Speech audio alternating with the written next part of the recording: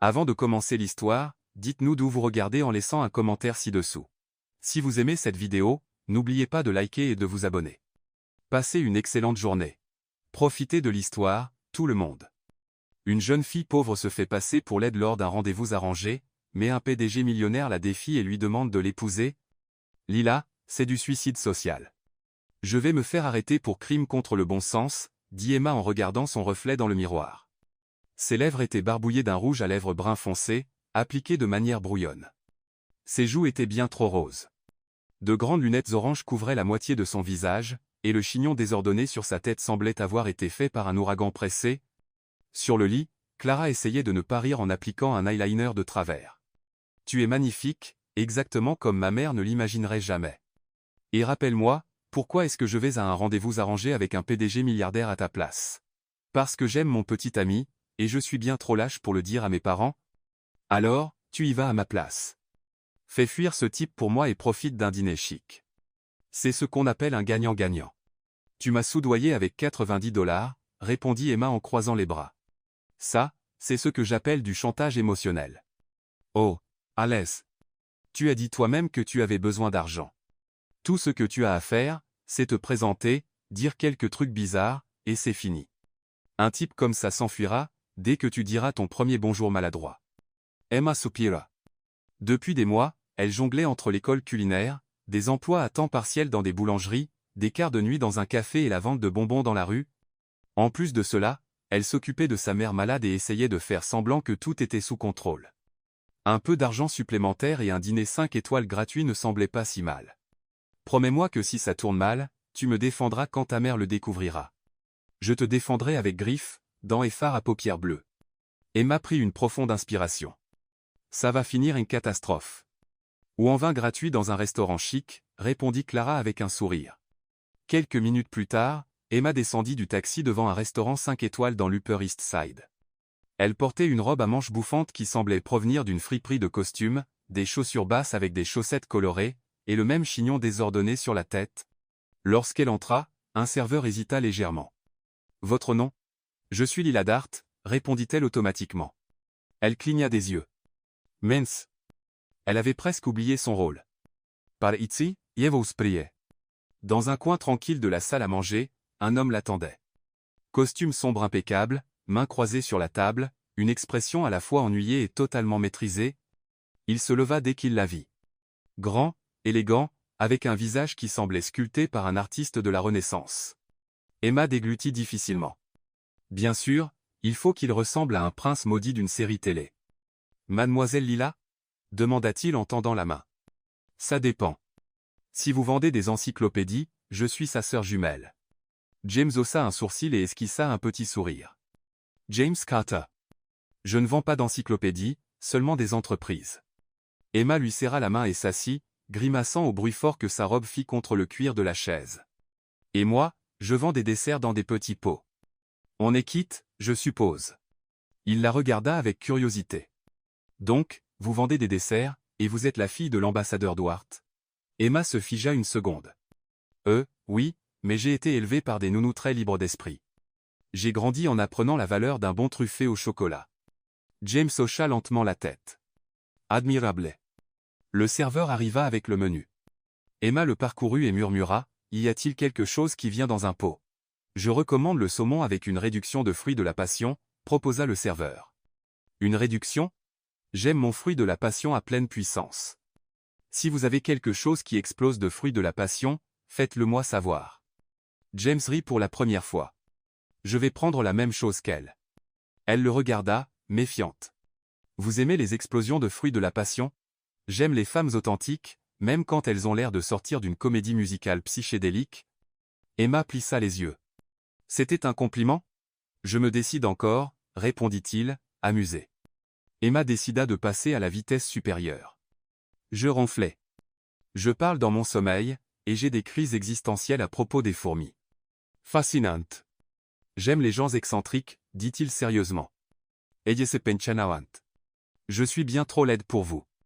Vous devriez sortir avec quelqu'un de plus joli. J'ai fréquenté de jolies femmes. J'en ai assez. Je veux quelqu'un de vraiment laide. Elle se figea. Cela n'avait aucun sens. Pourquoi faites-vous ça? Vous vous moquez de moi? James posa le menu et la regarda droit dans les yeux. Au contraire, je m'amuse. C'est rare de rencontrer quelqu'un qui me surprend vraiment. Emma croisa les bras, méfiante. Soit vous êtes un psychopathe, soit vous avez un fétichisme très bizarre. Ni l'un ni l'autre, répondit-il calmement. Mais être que j'ai juste un faible pour les gens qui n'essaient pas de m'impressionner. Ses yeux s'écarquillèrent. Le dîner se déroula à un rythme inhabituel. Emma inventait des histoires sur son enfance rebelle dans le désert de Patagonie. Elle prétendait être une experte pour reconnaître les pigeons à leur accent et que son plus grand talent était de siffler des chansons des années 1930. Au lieu de s'éloigner, James semblait de plus en plus intrigué. « Vous êtes unique en votre genre », dit-il en goûtant le dessert. « Dessert? Jaimecha. Je suis une pièce rare, unique, évaluée sur le marché des gens normaux, dit-elle en posant son menton dans sa main. Mais vous semblez être un cadre qui sait exactement ce qu'il fera dans 10 ans. Est-ce une mauvaise chose? C'est ennuyeux. Vous me semblez du genre à programmer même vos rêves. Être que c'est pourquoi je suis ici. Quelqu'un m'a dit que vous étiez surprenante. Emma s'étouffa avec son eau. Qui vous a dit ça? Votre mère? Ou plutôt, celle de Lila? Il répondit avec un léger sourire. Ses yeux s'écarquillèrent. Il savait? Non. Impossible. Oh, elle parle trop, dit-elle, essayant de garder son calme. Mais je suis juste une fille simple avec de grandes ambitions et un goût douteux pour les vêtements. James la regarda pendant quelques secondes. J'étais aimé comme mecha. Emma haussa un sourcil. Comme quoi? Étrange, inattendue, totalement différente de la norme? Elle rit. Bon à savoir, je me distingue. Il se pencha légèrement. Voudriez-vous dîner avec moi à nouveau? Emma s'étouffa presque encore une fois. Quand James lui demanda un deuxième rendez-vous, elle avait passé toute la soirée à essayer d'être aussi étrange que possible, et il voulait quand même la revoir. Vous êtes sérieux? Demanda-t-elle en ajustant ses lunettes oranges qui glissaient. Tout à fait sérieux, répondit James avec ce sourire qui commençait à la rendre nerveuse. En fait, j'ai une proposition pour vous. Emma fronça les sourcils, méfiante. Quel genre de proposition? James s'adossa à sa chaise, l'observant avec des yeux qui semblaient voir plus qu'elle ne le souhaitait. Vous essayez de vous rendre peu attrayante exprès, n'est-ce pas? Emma se figea. Elle essaya de garder un visage impassible, mais ses joues chauffaient. Je ne sais pas de quoi vous parlez. Je m'habille toujours comme ça, mentit-elle nerveusement, jouant avec son chignon désordonné. Emma, dit-il doucement, utilisant pour la première fois son vrai nom au lieu de Lila. J'ai bâti un empire en observant les gens. Je sais quand quelqu'un joue un rôle. Ses yeux s'écarquillèrent. Comment connaissait-il son vrai nom? Je. Le rouge à lèvres barbouillé, fait exprès. Les lunettes qui ne sont clairement pas à votre vue. La robe choisie exprès pour avoir l'air ringarde, énuméra-t-il calmement. Tout cela soigneusement conçu pour faire fuir les gens.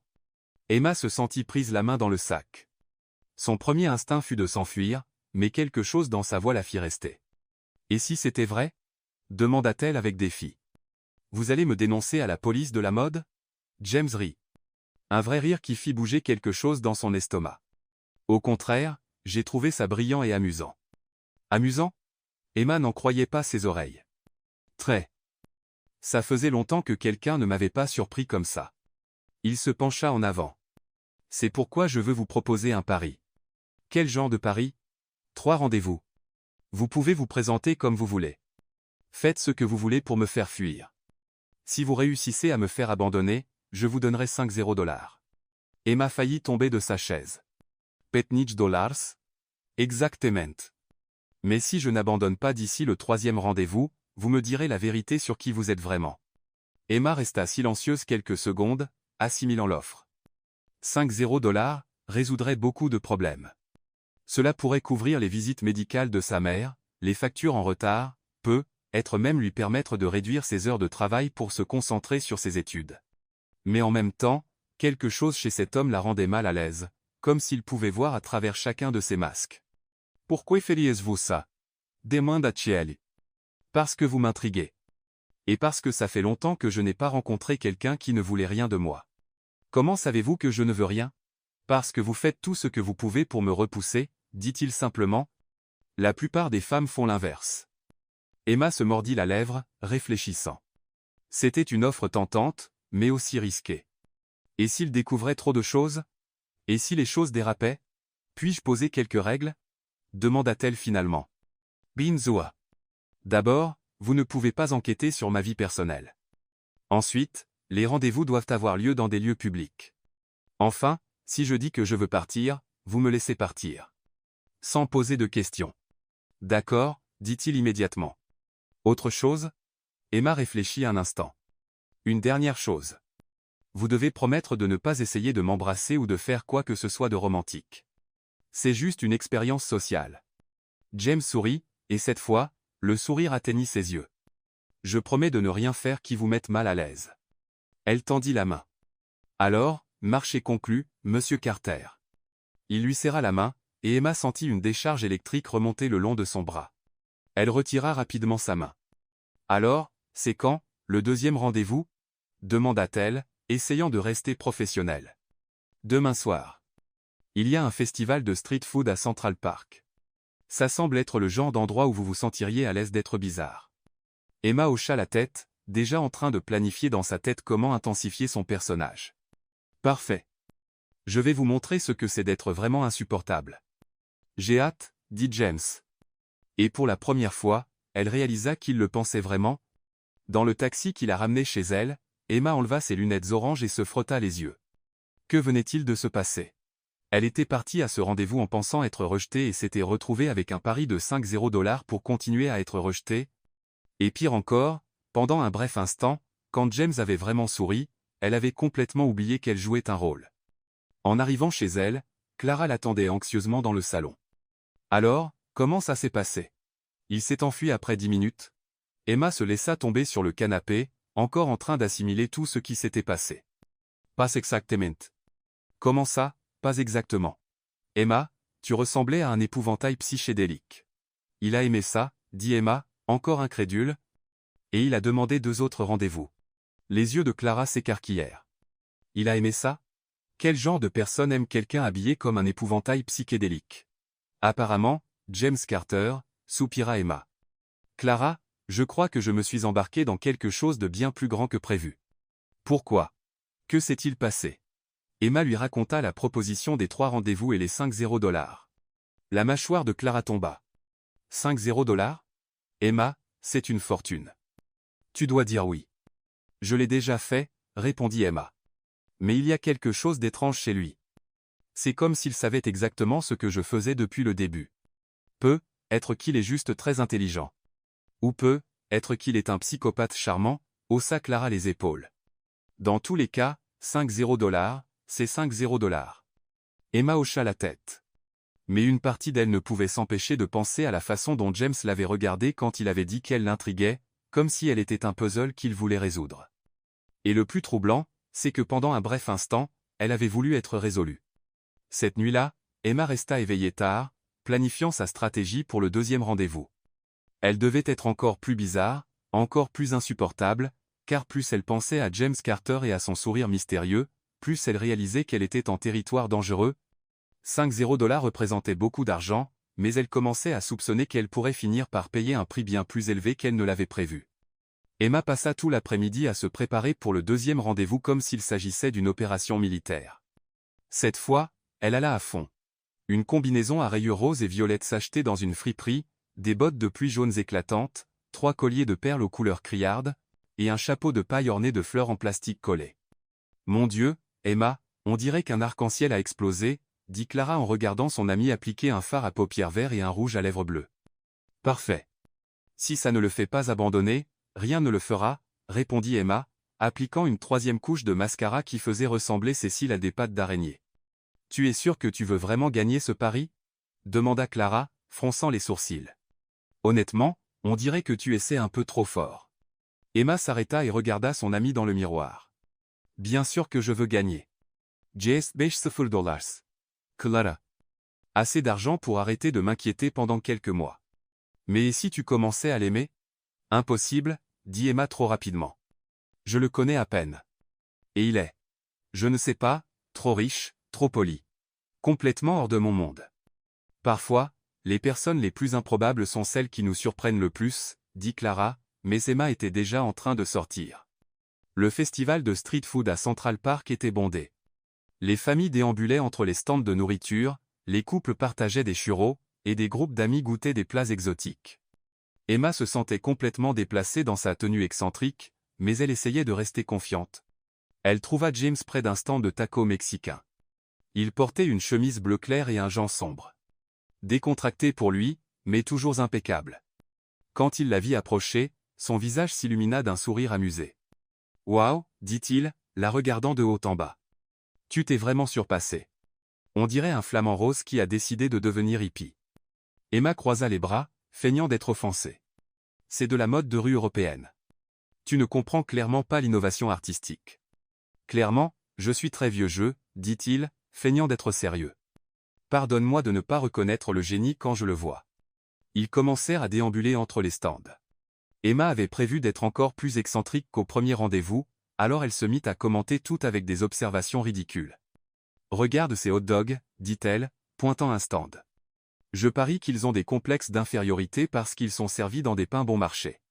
Je parle toujours à ma nourriture avant de la manger pour la remercier de son sacrifice. » Très noble de ta part, répondit James avec un visage impassible. J'imagine que ça cause des moments gênants dans les restaurants chics. Une fois, j'ai été expulsé d'un bel endroit pour avoir récité une prière de 5 minutes à un poisson grillé, inventa-t-elle. Le serveur a cru que j'avais une crise. James rit à gorge déployée, un rire sincère qui fit tourner quelques têtes vers eux. Tu es impossible, dit-il en secouant la tête. Maintenant, tu commences à comprendre, répondit Emma, satisfaite. Ils s'arrêtèrent à un stand de crêpes. Emma commanda une crêpe au Nutella, banane et guimauve, tandis que James opta pour quelque chose de plus simple. En attendant, elle se mit à danser maladroitement sur la musique de fond. « C'est la danse traditionnelle de mon peuple, » dit-elle, bougeant ses bras de manière désordonnée. « Et qui est ton peuple » demanda James, visiblement amusé. « Les gens qui ne savent pas danser mais qui essaient quand même. » Il rit de nouveau, et Emma sentit quelque chose remuer dans sa poitrine. Faire rire quelqu'un comme ça était agréable. Vraiment agréable.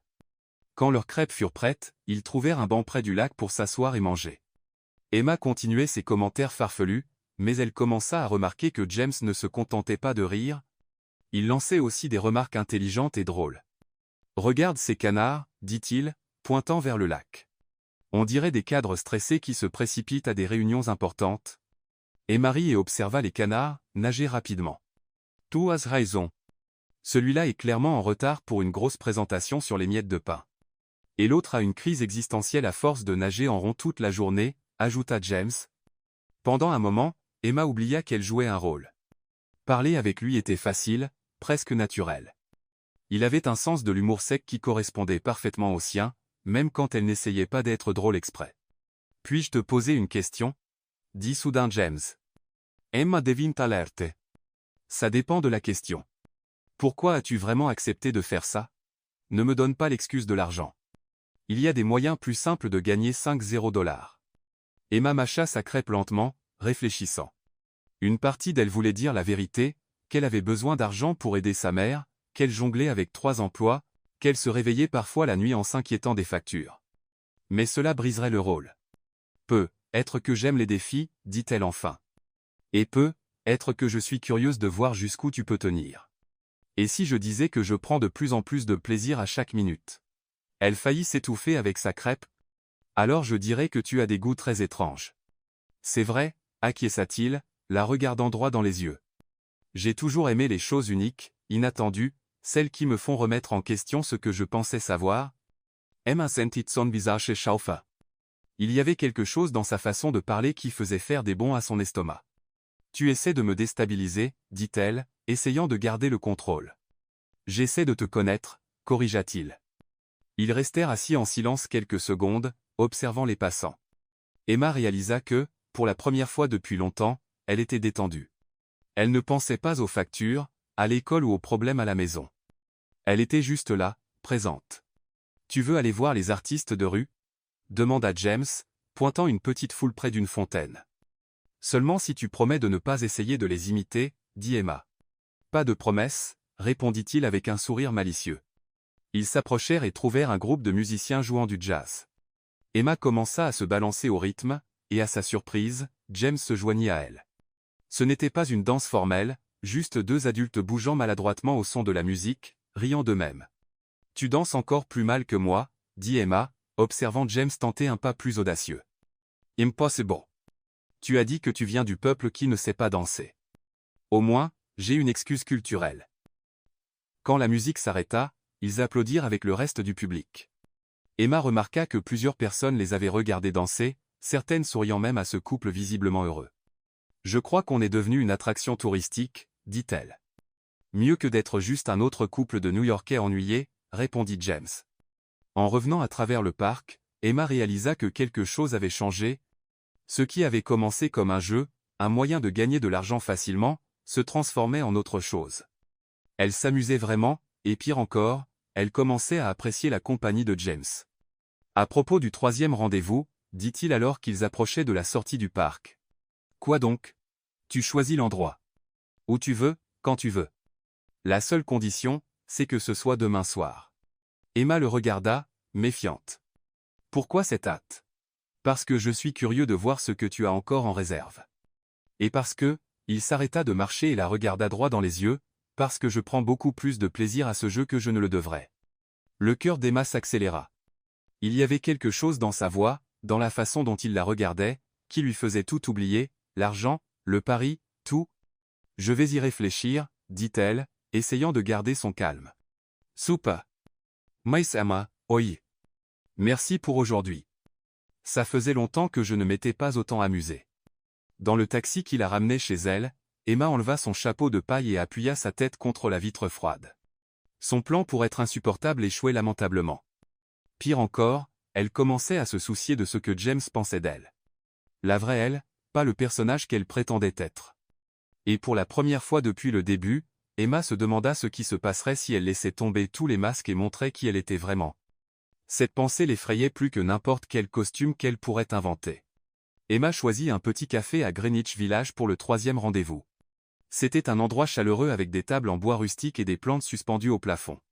Elle arriva 10 minutes en avance, portant une robe vintage orange à pois bleus, des chaussettes rayées et 2 chaussures dépareillées. La barista la regarda avec curiosité lorsqu'elle commanda un cappuccino double avec du sirop de vanille et 3 sucres. « C'est pour maintenir mon énergie excentrique », expliqua Emma, s'asseyant à une table près de la fenêtre. James arriva pile à 19h, élégant comme toujours dans une chemise blanche et un blazer bleu marine. En la voyant, il sourit de cette manière désormais familière, un mélange d'amusement et de quelque chose qu'elle ne pouvait pas tout à fait déchiffrer. « Tu as réussi à être encore plus coloré, » dit-il, lui baisant la main de manière théâtrale. « On dirait un tableau de Picasso qui prend vie. »« Picasso pegnite descubis bizarris. »« Je préfère penser à moi comme un monnet ivre, » répondit Emma avec un sérieux fin. Ils commandèrent une tarte et du café, et pendant quelques minutes, la conversation resta légère. Emma raconta des histoires inventées sur ses aventures en tant que critique d'art subversive, tandis que James posait des questions qui semblaient sincèrement intéressées. « As-tu déjà pensé à écrire un livre sur tes théories artistiques ?» demanda-t-il en coupant sa tarte aux pommes. « J'en ai commencé un. Il s'appelle « Comment agacer les gens sophistiqués en 10 étapes faciles ?» répondit Emma sans manquer un battement. Ce serait un best-seller, dit-il, et elle faillit croire qu'il le pensait. C'est alors qu'Emma remarqua une femme s'approcher de leur table. Grande, blonde, vêtue d'une tenue de créateur qui coûtait probablement plus que 3 mois de loyer d'Emma. Elle avait ce genre de beauté polie qui vient avec des manucures hebdomadaires et un coach personnel. « James, » dit la femme avec un sourire qui n'atteignait pas ses yeux. « Quelle surprise de te voir ici. » James leva les yeux, et Emma remarqua que son expression changea légèrement. Ce n'était pas de la peur ou de l'embarras, plutôt une résignation tranquille. « Isabelle, » dit-il calmement. « Emma, voici Isabelle Langston. »« Isabelle, Emma. » Isabelle tendit la main à Emma avec un sourire tout sauf amical. « Donc, tu es l'artiste dont tout le monde parle, » dit-elle, accentuant le mot artiste comme si c'était quelque chose de désagréable. Emma lui serra la main, sentant immédiatement la tension dans l'air. Artiste est un mot généreux. Je me considère plus comme une perturbation publique, répondit-elle, essayant de garder un ton léger. Isabelle laissa échapper un rire froid. Comme c'est intéressant. Et depuis combien de temps vous connaissez-vous? Quelques jours, répondit James avant qu'Emma ne puisse parler. Oh, quelques jours, répéta Isabelle, comme si cela expliquait quelque chose. James a toujours eu des goûts particuliers.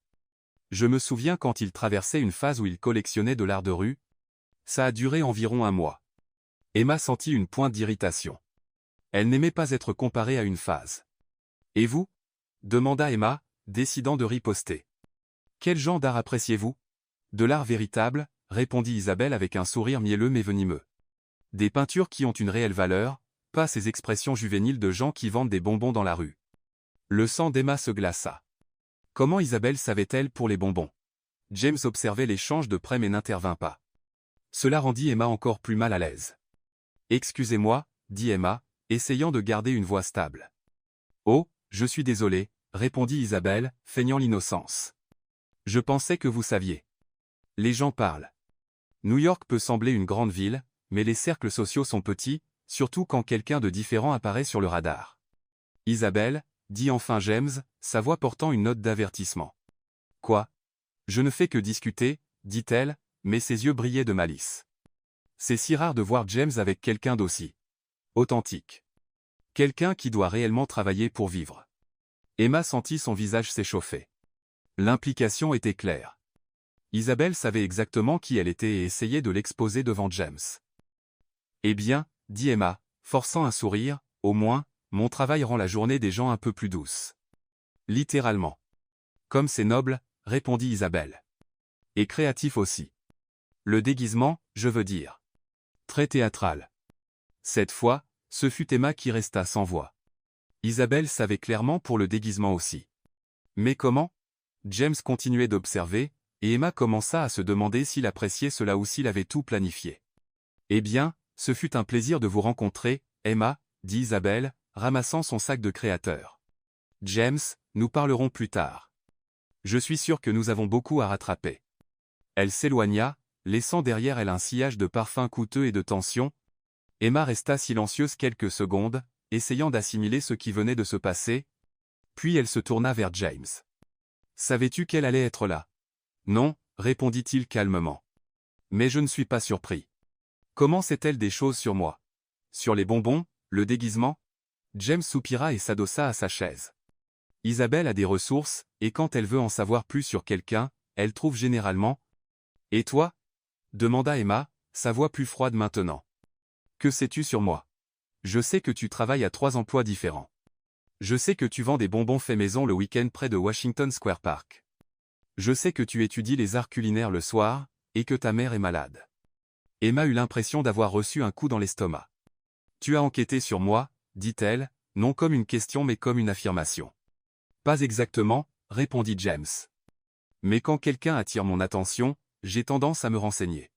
Emma se leva brusquement, renversant sa tasse de café. C'est une violation de ma vie privée et des règles que nous avions établies. Emma, attends. Non, dit-elle, attrapant son sac. C'est allé trop loin. Tu savais qui j'étais depuis le début, n'est-ce pas? Tu as joué avec moi tout ce temps. Ce n'est pas comme ça. Alors, c'est comment? Demanda-t-elle, croisant les bras. Tu prends ton pied à te moquer des pauvres? C'est ce que font les riches quand ils s'ennuient? Pour la première fois depuis leur rencontre, James sembla vraiment ébranlé. Non, Emma. Tu ne comprends pas. Oh, je comprends parfaitement, dit-elle, les yeux brûlants de larmes de colère. Toi et ton ex-petite amie snob avez décidé de vous amuser avec la pauvre fille qui vend des bonbons. Quelle belle histoire à raconter lors de vos dîners chics. Emma, ce n'est pas vrai. Mais elle sortait déjà du café, entendant son nom mais ne se retournant jamais. Sur le trottoir, Emma s'arrêta un instant, essayant de reprendre son souffle. Son cœur battait la chamade, et elle se sentait exposée, comme si tous ses masques avaient été arrachés d'un coup. Le pire, c'est que pendant quelques instants au cours des derniers jours, elle avait commencé à croire que James pourrait vraiment s'intéresser à elle, qu'il voyait quelque chose de spécial en elle malgré tous les déguisements ridicules. Mais maintenant, elle voyait les choses telles qu'elles étaient vraiment. Juste un jeu cruel joué par des riches ennuyés.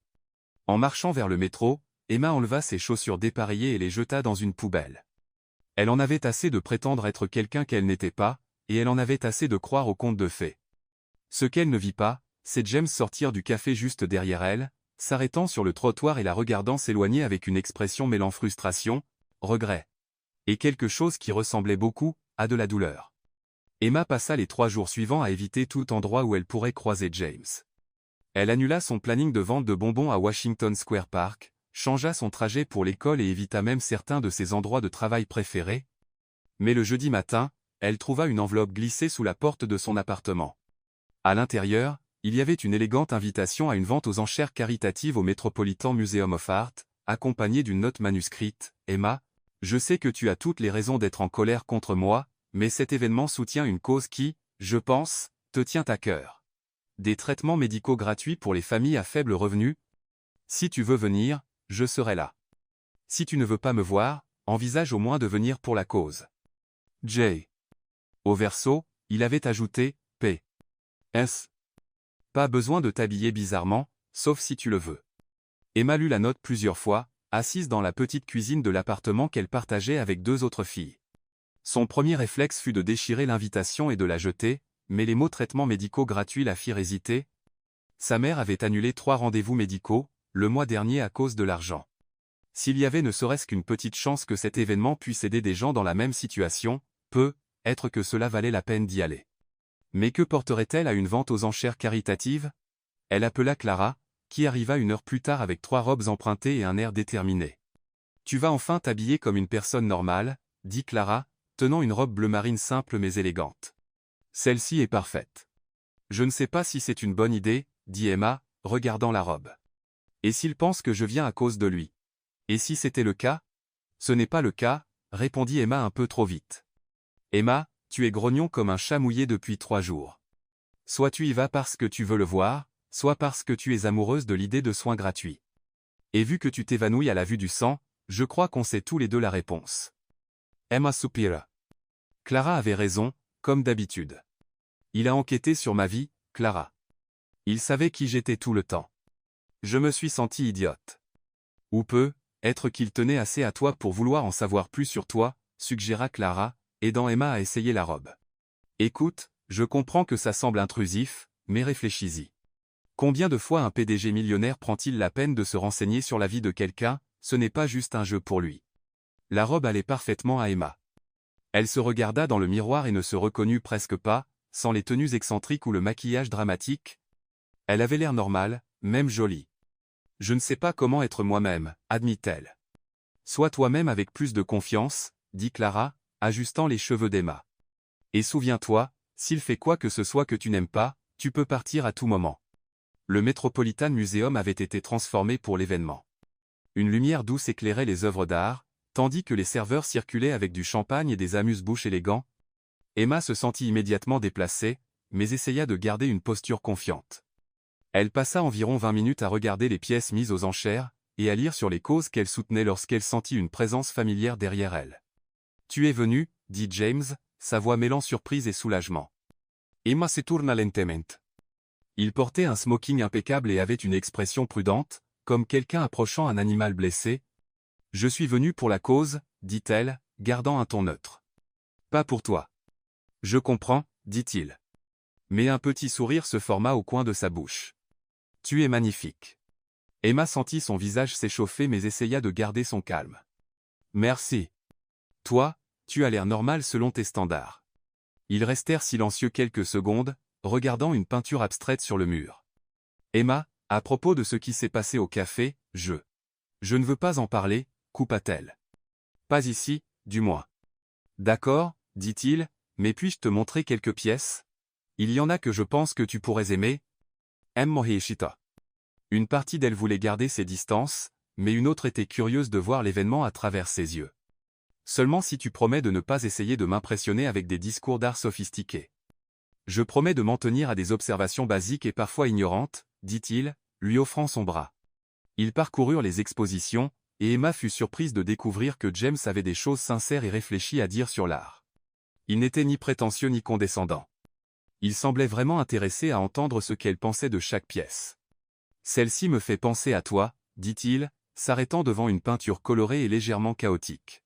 « Pourquoi? Parce qu'elle est bizarre et n'a aucun sens? Parce qu'elle est vibrante, inattendue et fait que les gens s'arrêtent pour regarder 2 fois, » dit-il, la regardant. « Et parce qu'elle a des couches qu'on ne remarque que si on y prête vraiment attention. » Emma sentit quelque chose bouger dans sa poitrine. Il y avait une sincérité dans sa voix qui la fit remettre en question les murs qu'elle avait érigés. « James, il faut que je sache. » dit-elle soudain. « Pourquoi as-tu fait ce pari avec moi? Quelle était la vraie raison? Il soupira et s'éloigna légèrement de la peinture. Honnêtement? Parce que tu es la première personne depuis des années qui ne voulait rien de moi.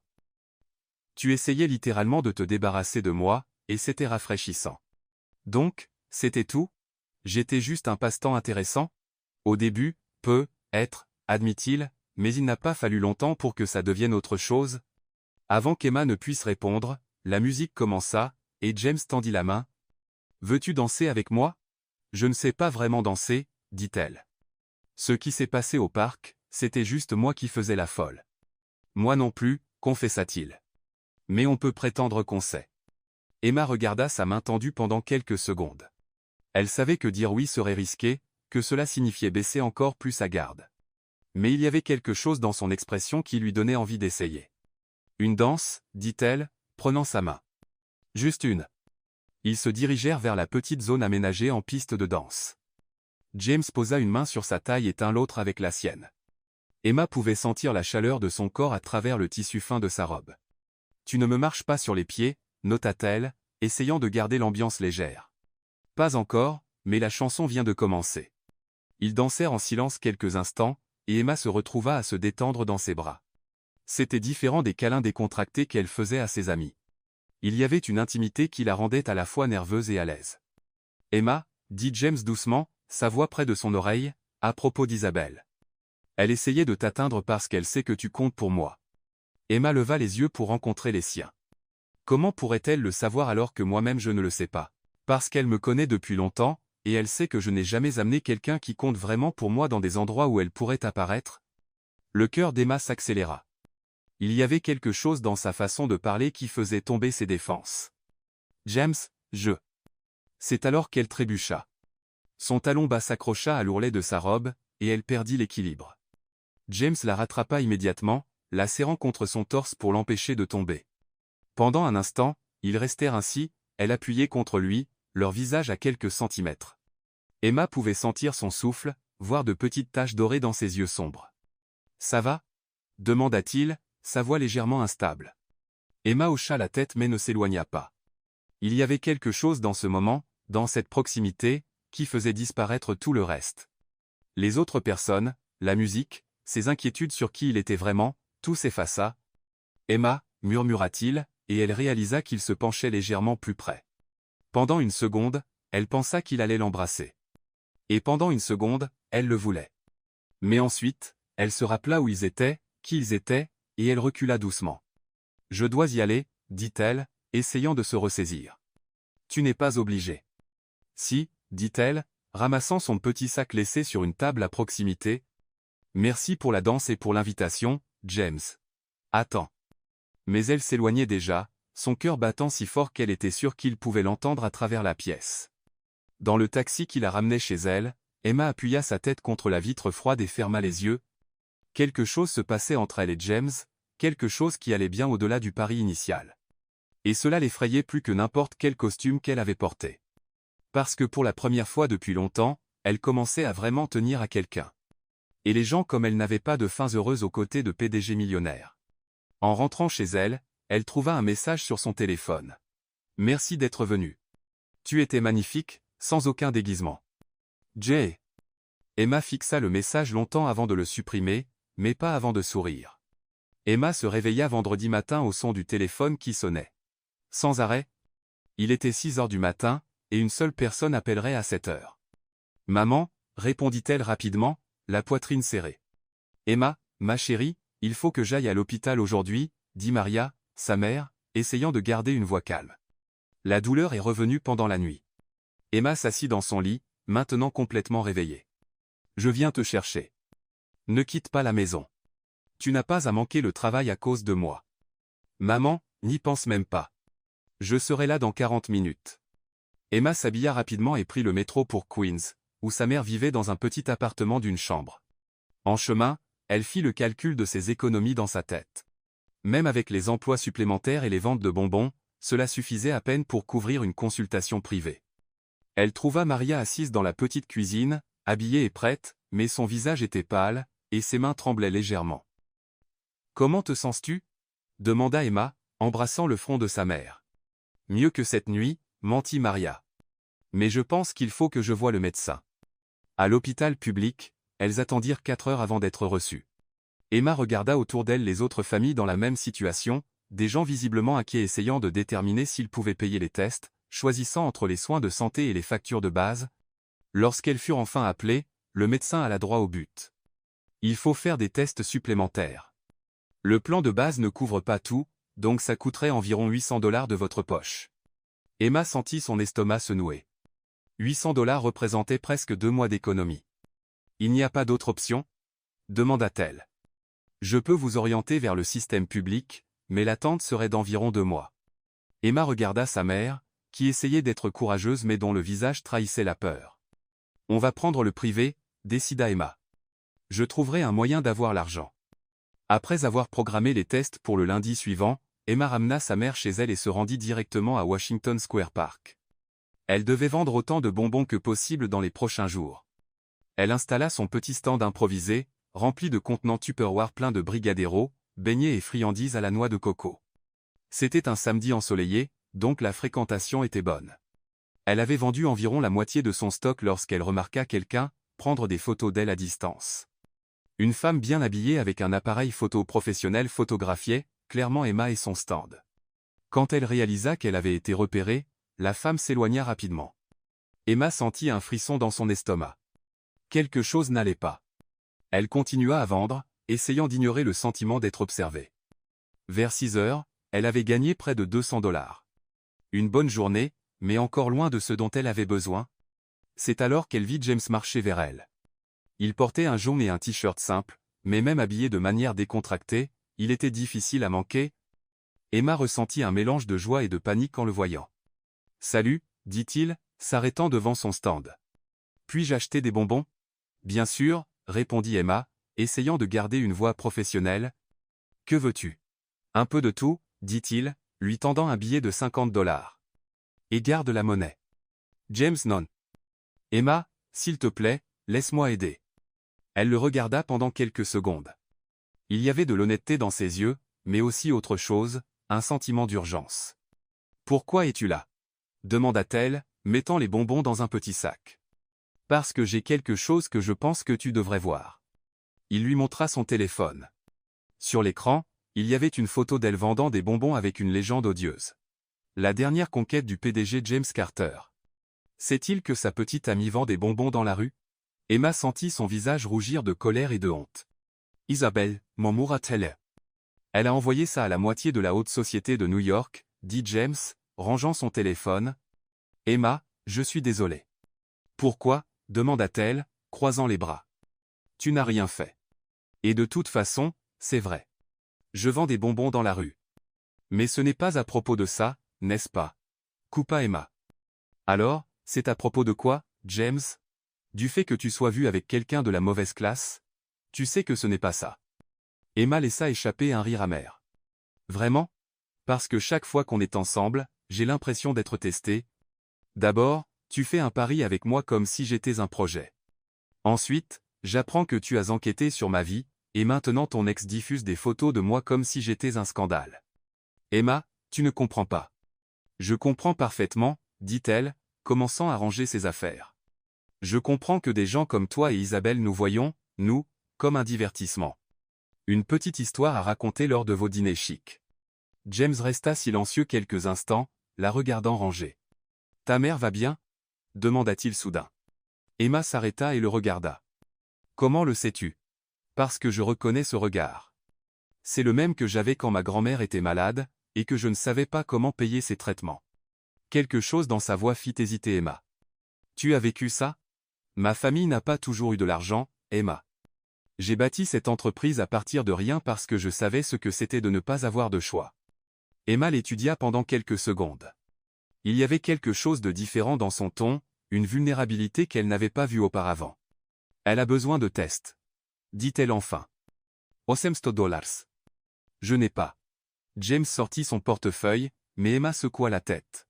« Non. Je ne prendrai pas de charité. Ce n'est pas de la charité. C'est un prêt, ou on pourrait appeler ça un paiement anticipé pour les 6 prochains mois de bonbons. James. Emma, s'il te plaît, laisse-moi aider. Pas par pitié, pas par culpabilité, mais parce que je tiens à toi. Elle le regarda, essayant de lire ses intentions. Il y avait de la sincérité dans ses yeux, mais l'image sur son téléphone lui rappelait à quel point leur monde était différent. J'ai besoin de réfléchir, dit-elle, finissant de ranger ses produits. Binzua. Maïsama, oui. Ne t'inquiète pas de ce que pensent Isabelle ou les autres. Tu n'as rien dont tu dois avoir honte. Facile à dire quand tu as un compte en banque avec plein de zéros. Ça n'a pas toujours été comme ça, dit-il doucement. Et je n'ai jamais oublié ce que ça fait d'être de l'autre côté. Emma termina de ranger ses affaires en silence. Alors qu'elle se tournait pour partir, James lui prit doucement le bras. Emma, il y a quelque chose que je dois te dire. Quoi? Je savais qui tu étais dès notre première rencontre. Pas parce que j'avais enquêté sur toi, mais parce que... Il hésita. Parce que je t'avais vu avant. Le cœur d'Emma manqua un battement. Que veux-tu dire? Il y a environ 2 mois, je me promenais dans le parc après une réunion frustrante. Je t'ai vu vendre des bonbons et rire avec une petite fille qui n'avait pas d'argent pour acheter quoi que ce soit. Tu lui as donné un truffé au chocolat gratuitement et tu as inventé une histoire sur ses pouvoirs magiques. Emma se souvenait de ce jour. Une petite fille s'était arrêtée à son stand avec seulement 50 cents. J'ai regardé pendant environ 10 minutes, continua James. Tu faisais sourire chaque client. Il y avait quelque chose en toi, une énergie, une lumière que je n'avais jamais vue auparavant. Pourquoi n'as-tu rien dit? Parce que j'étais juste un type en costume dans le parc. Et tu avais l'air libre, heureuse. Je ne voulais pas interrompre ça. Emma sentit des larmes lui piquer les yeux. Donc, quand Clara m'a envoyé à sa place, je t'ai reconnu tout de suite. Mais tu te cachais derrière ce déguisement, alors j'ai pensé que tu avais être tes raisons. James, murmura-t-elle, ne sachant que dire. Je suis tombé amoureux de toi ce jour-là dans le parc, Emma, de la vraie toi. Tout le reste n'était qu'un moyen de mieux te connaître. Les larmes coulèrent finalement sur le visage d'Emma. Elle se sentait exposée, vulnérable, mais aussi soulagée d'entendre enfin la vérité. Je ne sais pas quoi dire, admit-elle. Tu n'as pas à dire quoi que ce soit pour l'instant, dit-il, essuyant doucement une larme sur sa joue. Mais réfléchis à ce que j'ai dit à propos du prêt. Ta mère est plus importante que notre fierté. Emma hocha la tête, essayant encore d'assimiler tout ce qu'il lui avait dit. Je t'appellerai. Dit-elle enfin. Je serai là. En marchant vers le métro, Emma eut l'impression que son monde s'était retourné. L'homme qu'elle pensait jouer avec elle était en réalité tombé amoureux d'elle avant même qu'ils ne se rencontrent vraiment. Et maintenant, elle n'était plus sûre de qui portait un masque, lui ou elle.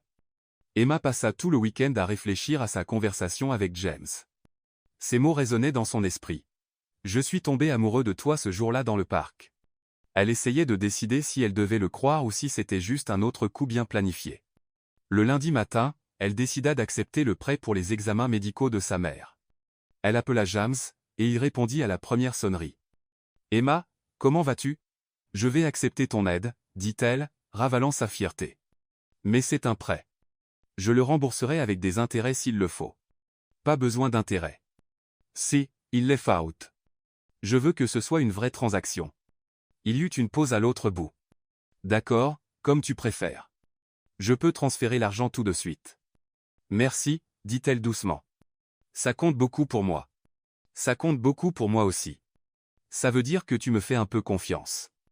Après avoir raccroché, Emma s'assit sur son lit et se laissa enfin pleurer, pas de tristesse, mais de soulagement. Sa mère allait s'en sortir. C'était tout ce qui comptait.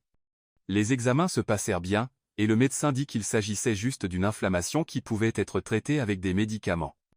Emma sentit un énorme poids s'enlever de ses épaules. Dans les jours qui suivirent, elle et James échangèrent quelques messages sur la santé de sa mère, mais ils ne se virent pas. Emma était revenue à sa routine habituelle, école, travail, vente de bonbons, essayant de faire le tri dans tout ce qui s'était passé entre eux. Puis le jeudi arriva, et tout bascula à nouveau. Emma était à la bibliothèque de l'université lorsqu'elle reçut un appel d'un numéro inconnu.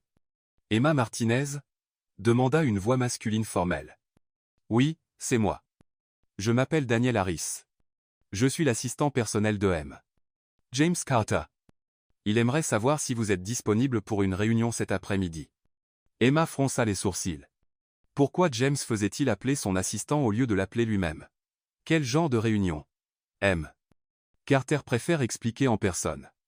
17 heures à son bureau, cela vous conviendrait-il? Emma hésita. Aller au bureau de James semblait franchir une ligne qu'elle n'était pas sûre d'être prête à franchir. Peut-il m'appeler directement?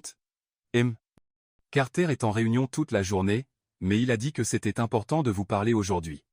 La curiosité l'emporta sur la prudence. D'accord, 17 heures. Le bâtiment de l'entreprise de James était impressionnant, tout en verre et acier, avec un hall qui semblait tout droit sorti d'un magazine d'architecture. Emma se sentit petite et déplacée alors que l'ascenseur l'emmenait au 30e étage. L'assistante de James l'accueillit avec un sourire professionnel et la conduisit dans une salle de réunion avec une vue panoramique sur Manhattan. Carter sera là dans quelques minutes, dit-elle, lui proposant de l'eau ou du café. Emma choisit de l'eau et regarda par la fenêtre, essayant de calmer ses nerfs. Que pouvait vouloir James de si important? Quand il entra dans la pièce, il était redevenu formel, costume sombre, posture d'affaires. Mais il y avait quelque chose de différent dans ses yeux, une hésitation qu'elle n'était pas habituée à voir. « Emma, merci d'être venue, dit-il, fermant la porte derrière lui. Ton assistante a dit que c'était important. Céleste. Il s'assit en face de la table, mettant une distance formelle entre eux. J'ai une proposition pour toi. Emma Ursil. Un autre pari? Pas exactement. James croisa les doigts sur la table. C'est plutôt un travail. Quel genre de travail? James prit une profonde inspiration, comme s'il se préparait à quelque chose de difficile. Ma grand-mère est très malade. Les médecins disent qu'il ne lui reste plus beaucoup de temps, et elle a une obsession. Elle veut me voir mariée avant de mourir. Emma sentit son estomac se nouer. James, que suggères-tu? Elle vient passer une semaine avec moi. J'ai besoin de quelqu'un pour prétendre être ma fiancée. Le silence dans la pièce était assourdissant. Emma le regarda comme s'il avait perdu la tête. Tu veux que je prétende être ta fiancée pendant une semaine? Tu serais bien payé, bien sûr. $50. Emma faillit s'étouffer avec son eau. 50 dollars? C'est une somme juste pour ce que je demande. Tu devrais rester chez moi, assister à quelques événements sociaux, et convaincre ma grand-mère que nous sommes un couple heureux. Emma se leva brusquement et commença à faire les 100 pas dans la pièce. C'est insensé, James. Tu parles de faire semblant d'être fiancé. Je sais ce que ça semble. Ça semble que tu m'engages pour être actrice dans ta vie personnelle. Elle se tourna pour lui faire face. C'est exactement ce que tu fais, n'est-ce pas? James se leva aussi, l'air frustré. Emma, ma grand-mère est en train de mourir. Elle m'a élevé après la mort de mes parents dans un accident. C'est la seule famille qu'il me reste. Si faire semblant d'être fiancé pendant une semaine peut lui apporter la paix, je ferai n'importe quoi.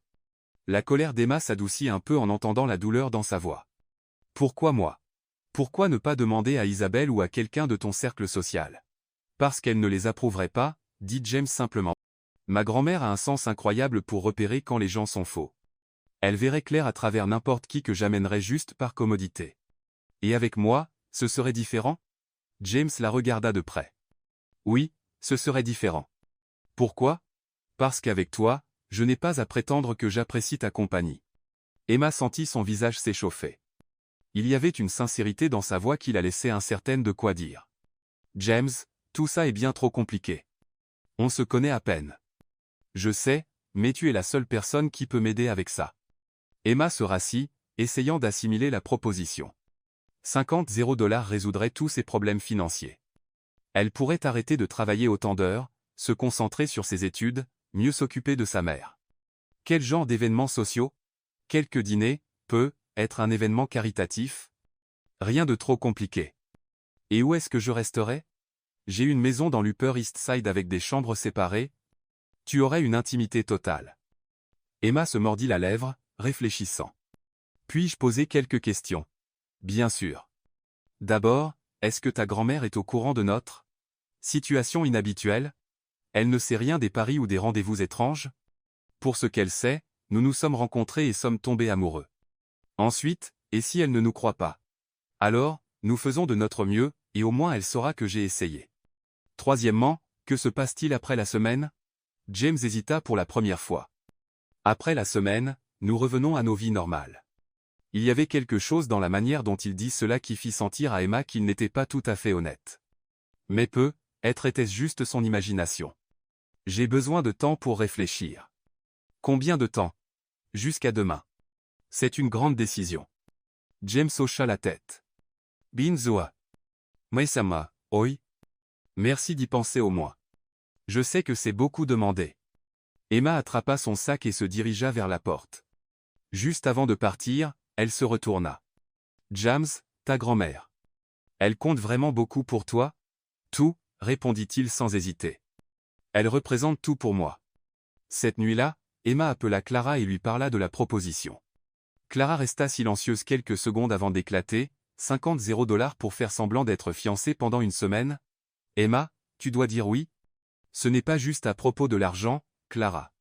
C'est compliqué. Que veux-tu dire, compliqué? Et si je commençais à croire que c'est réel? Et si je tombais vraiment amoureuse? Clara resta silencieuse un instant. Oh, dit-elle enfin. Tu es déjà en train de tomber amoureuse de lui.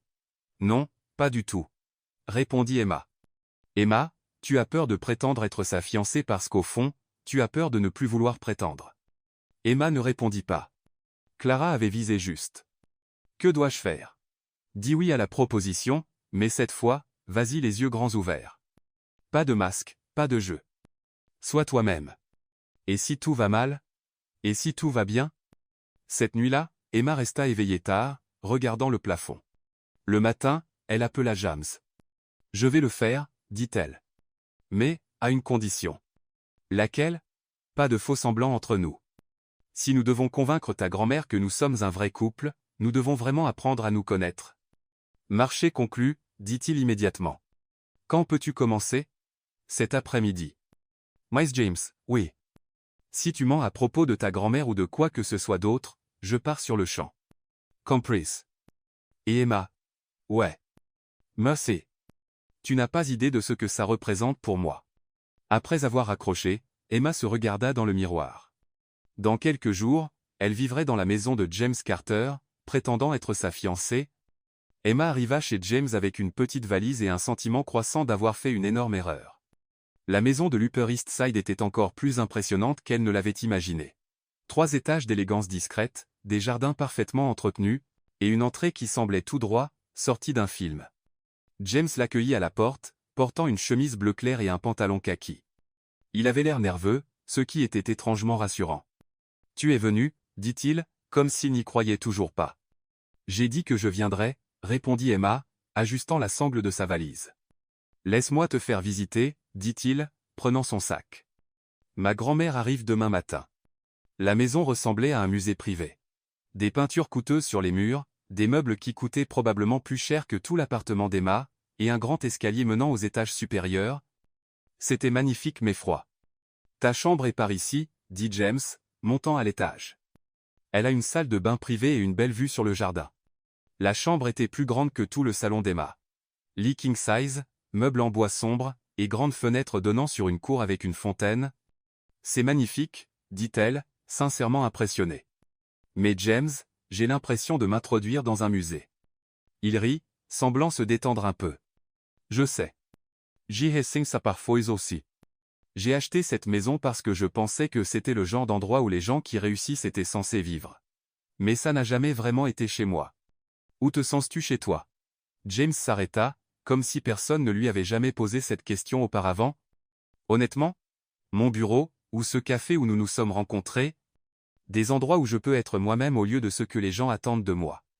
Emma l'étudia. Il y avait une vulnérabilité dans sa réponse qui la surprit. Eh bien, faisons comme si cette maison était un café chic, dit-elle, s'asseyant sur le lit. Maintenant, parle-moi de ta grand-mère. Que doit-elle savoir sur notre histoire d'amour? Elle s'appelle Margaret Carter.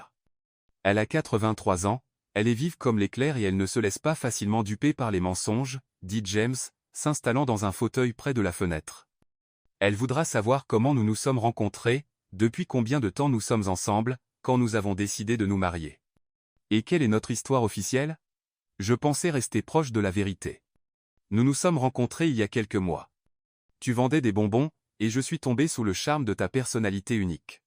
Et elle ne trouvera pas ça étrange que tu sortes avec quelqu'un qui vend des bonbons dans la rue? Ma grand-mère se fiche du statut social. Ce qui compte pour elle, c'est le caractère. Emma hocha la tête, mais une inquiétude persistait dans son esprit. James, et si elle découvre qu'on prétend? Alors, au moins, nous aurons essayé, dit-il simplement. Mais Emma, moins nous prétendrons, mieux ce sera. Elle a un sixième sens pour tout ce qui est faux. Ce soir-là, ils dînèrent dans la salle à manger formelle, une expérience surréaliste pour Emma, habituée à manger sur le comptoir de sa cuisine. James était attentionné, posant des questions sur sa famille, ses études, ses rêves. On aurait dit un vrai premier rendez-vous, sans jeu, sans pari. Puis-je te poser une question personnelle, dit Emma en coupant le saumon préparé par le chef privé de James. Binsua.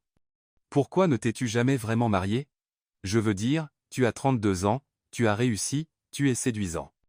James Ritt. Tu penses que je suis séduisant?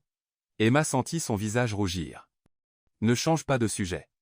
D'accord, dit-il sérieusement. Honnêtement, je n'ai jamais rencontré quelqu'un qui me voulait pour qui je suis vraiment plutôt que pour ce que je représente.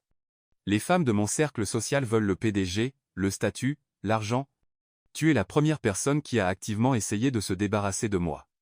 Et ça, c'était attirant. Extrêmement, dit-il, la regardant droit dans les yeux, parce que ça voulait dire que tu ne voulais rien de moi, et ça m'a donné la liberté d'être moi-même. Ils furent interrompus par la sonnette. James fronça les sourcils. Je n'attends personne. Quelques minutes plus tard, la gouvernante entra dans la salle à manger avec une expression légèrement gênée. Monsieur Carter, mademoiselle Isabelle Langston est là. Elle dit que c'est important. James soupira.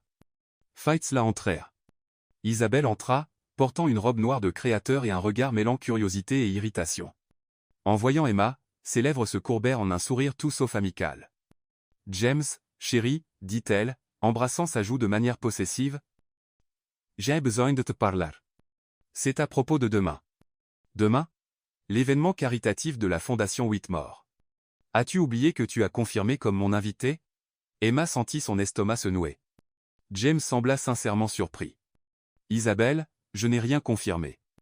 Et de toute façon, je ne peux pas y aller. Ma grand-mère arrive. Ta grand-mère comprendra. Cet événement est important pour les affaires. Isabelle lança un regard à Emma comme si elle était une gêne. Je suis sûr que ton ami comprendra. En fait, dit Emma, se levant, sa fiancée ne comprendra pas. Le silence tomba instantanément. Les yeux d'Isabelle s'écarquillèrent. Pardon? Emma regarda James, qui semblait surpris mais pas mécontent de l'annonce. James et moi sommes fiancés, dit Emma, levant sa main gauche, où elle avait placé une simple bague qu'elle avait apportée de chez elle. Donc, je suppose que vous devrez trouver quelqu'un d'autre pour vous accompagner? Isabelle regarda de la main d'Emma à James et vice-versa. C'est ridicule, dit-elle enfin. James, tu ne peux pas être sérieux. Je suis tout à fait sérieux, dit James, se levant et se plaçant à côté d'Emma. Emma et moi allons nous marier. Quand? Demanda Isabelle. Parce que la semaine dernière encore, tu étais célibataire. Les choses ont changé rapidement, répondit Emma avant que James ne puisse parler. Parfois, quand vous rencontrez la bonne personne, vous le savez, c'est tout. Isabelle rit, mais c'était un rire froid. La bonne personne, ma chérie? Tu n'as aucune idée du monde dans lequel tu mets les pieds. Tu penses que tu peux simplement arriver et t'intégrer dans sa vie, dans notre monde? Emma sentit son irritation monter. Notre monde? Je ne savais pas qu'il y avait des prérequis pour tomber amoureux de quelqu'un. Il y en a, dit Isabelle, se rapprochant, sa voix plus tranchante. Il y a des dîners où tu ne sauras pas quelle fourchette utiliser, des conversations sur l'art, la politique et les affaires que tu ne pourras pas suivre. Il y a des attentes sur la manière dont l'épouse d'un PDG doit se comporter. Isabelle, dit James, son ton avertissant. Non, James. Quelqu'un doit lui dire la vérité. Isabelle regarda Emma avec dédain. Tu es peu, être une gentille fille et tout ça, mais ce n'est pas un conte de fées. C'est la vraie vie. Et dans la vraie vie, les gens de mondes différents, ça ne marche pas. Emma eut l'impression d'avoir été giflée. Toutes ses insécurités remontèrent à la surface. Peu, être que tu as raison, dit-elle doucement. Peu, être que je ne sais vraiment pas dans quel monde je m'engage. Emma, dit James, réalisant qu'elle se refermait. Mais tu sais ce que je sais? Continua Emma. Sa voix devenant plus forte. Je sais comment faire sourire quelqu'un quand il passe une mauvaise journée. Je sais comment travailler dur pour ce que je veux. Et je sais reconnaître quelqu'un de sincère quand je le vois. Elle se tourna vers Isabelle. Et toi, Isabelle, que sais-tu faire à part porter des robes coûteuses et rabaisser les autres pour te sentir importante? Isabelle resta sans voix pendant quelques secondes. Tu as du cran, je te l'accorde, dit-elle enfin. Mais le cran ne suffira pas quand la réalité te rattrapera. Peut, être pas, acquiesça Emma. Mais au moins, je ne passerai pas ma vie à être aigri parce que quelqu'un que je voulais a choisi quelqu'un d'autre. Cette fois, ce fut Isabelle qui rougit de colère. James, dit-elle en attrapant son sac, quand tu auras fini avec cette expérience sociale, appelle-moi. Je serai là. Elle quitta la pièce, laissant derrière elle un sillage de parfums coûteux et de tension. Emma s'effondra sur la chaise, avec l'impression d'avoir couru un marathon. Je suis désolée, dit-elle. Je crois que j'ai tout gâché. Tu plaisantes? James s'assit à côté d'elle. Tu étais incroyable. Je n'ai jamais vu personne tenir tête à Isabelle comme ça. Elle n'avait pas tout à fait tort, admit Emma. Je ne sais vraiment pas comment utiliser une fourchette à poisson ou parler d'art français. Et moi, je ne sais pas faire des brigadeiros ou discuter avec des enfants dans le parc, dit James. Ça ne nous rend pas moins précieux pour autant. Emma le regarda et vit de l'honnêteté dans ses yeux. Penses-tu que ta grand-mère m'acceptera? Je pense que ma grand-mère t'adorera, dit-il en lui prenant la main. Parce que tu es authentique, et parce que tu me fais sourire. Cette nuit-là, Emma s'allongea sur le grand lit, fixant le plafond orné. Demain, elle rencontrerait Margaret Carter et devrait la convaincre qu'elle était la bonne femme pour son petit-fils. Le problème, c'est qu'elle commençait à croire que cela pourrait être vrai, et cela l'effrayait plus que n'importe quelle confrontation avec Isabelle. Margaret Carter arriva par un samedi matin ensoleillé, conduisant elle-même une berline noire qui semblait plus vieille qu'Emma. James l'avait prévenu que sa grand-mère était indépendante, mais Emma ne s'attendait pas à voir une femme de 83 ans sortir de la voiture, portant 2 valises et refusant toute aide. « Mamie, laisse-moi au moins porter ça, » dit James en se précipitant vers elle. « Mes bras fonctionnent parfaitement, merci, » répondit Margaret, bien que sa voix soit empreinte de chaleur. « Maintenant, présente-moi cette jeune femme dont j'ai tant entendu parler. » Emma descendit du porche, portant une simple robe bleu marine et essayant de calmer ses nerfs. Margaret Carter était exactement comme elle l'avait imaginé. Petite mais imposante, cheveux gris en un chignon soigné, et des yeux bleus qui semblaient voir à travers les gens. « Mamie, voici Emma Martinez, » dit James, posant sa main dans le dos d'Emma. « Emma, ma grand-mère, Margaret. »« C'est un plaisir de vous rencontrer, Madame Carter, » dit Emma en tendant la main. Margaret l'observa quelques secondes avant d'ignorer la poignée de main et de l'attirer dans une étreinte. « Passe Emma à mes Carter ici. »« Appelle-moi Mamie Margaret, comme le reste de la famille, » dit-elle en reculant pour mieux regarder Emma. « Donc, tu es la jeune femme qui a réussi à dompter mon petit-fils impossible. » Emma rit nerveusement. « Je ne suis pas sûr d'avoir dompté qui que ce soit. Je pense qu'il m'a peu, être dompté. »« Oh, elle est maligne. » dit Margaret à James. « Elle me plaît déjà. » Pendant le déjeuner, Margaret posa des questions sur tout, la famille d'Emma, ses études, comment elle avait rencontré James, ses projets d'avenir. Emma répondit aussi honnêtement que possible, omettant seulement les détails sur les paris et les faux-semblants. « Donc, tu vends des bonbons que tu fais toi-même » demanda Margaret en coupant son saumon grillé. « Oui, j'ai appris avec ma mère quand j'étais petite. C'est une tradition familiale, » dit Emma. « Ce n'est pas très glamour, mais ça aide à payer l'école. » Glamour, Margaret rit. « Ma chère, j'ai grandi dans une ferme. Je me levais à 5 heures du matin pour traire les vaches avant l'école. Le travail honnête n'est jamais quelque chose dont on doit avoir honte. » James observait l'échange entre les deux femmes avec une expression qu'Emma ne pouvait pas tout à fait déchiffrer. C'était quelque chose proche de l'espoir. « James m'a dit que vous avez perdu vos parents quand vous étiez très jeune, » dit Emma, se tournant vers Margaret. « C'est vrai? Il est venu vivre avec moi quand il avait 8 ans. C'était un petit garçon têtu, fier, toujours en train d'essayer de prouver qu'il pouvait tout faire tout seul, » dit Margaret, regardant James avec affection. « Certaines choses ne changent jamais. »« Mamie, » protesta James, rougissant légèrement. « Quoi? C'est vrai. Tu as toujours du mal à accepter de l'aide ou à admettre que tu as besoin de quelqu'un ?» Emma regarda James, reconnaissant quelque chose dans la description. Elle aussi avait du mal à accepter de l'aide. Après le déjeuner, Margaret proposa une promenade dans le jardin. Emma était nerveuse, mais James lui prit discrètement la main, lui donnant un sentiment de réconfort silencieux. « Tu as des mains qui travaillent, » nota Margaret, remarquant le geste. « Jaimecha. Les mains qui fabriquent des choses ont toujours de bonnes histoires. » Ils s'assirent sur un banc près de la fontaine centrale. Margaret ferma les yeux et tourna son visage vers le soleil. « Tu sais, Emma, j'avais peur que James finisse seul et aigri, » dit-elle soudain. Il a toujours été tellement concentré sur le travail, si contrôlé. Mais depuis qu'il a commencé à parler de toi, il y a une légèreté en lui que je n'ai pas vue depuis des années. Emma sentit son cœur s'accélérer. Elle regarda James, qui observait les poissons dans la fontaine avec une expression pensive. « C'est un homme bon », dit Emma, réalisant qu'elle le pensait.